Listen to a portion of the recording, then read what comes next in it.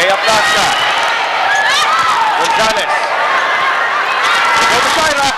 And Shaira Gonzalez gets the win for FEU.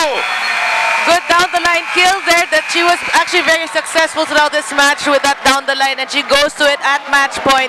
First match point, they get it. FEU in 5 sets. That's right, and we have to look at her shaky shake in play. She was quiet the entire 5th set, but when it matters most, Shaira Gonzalez finally with a breakthrough performance for FEU.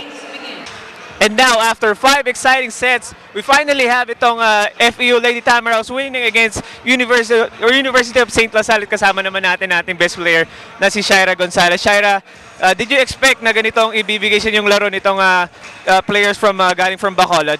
Oo, na-expect namin na ganito talaga yung ilalaro nila. Kaya medyo pinaghandaan po namin yung itong 5th set na to para makuha namin itong game na to. Yeah, thank you very much, Shaira. Since ikaw ang aming best player, meron kang back coming from Shakey's at alam ko marami kang babatiin. Go ahead. Minabati ko mga family ko sa Cavite and then yung mga friends ko doon sa Cavite. Tsaka yung mga fans ko, thank you sa support.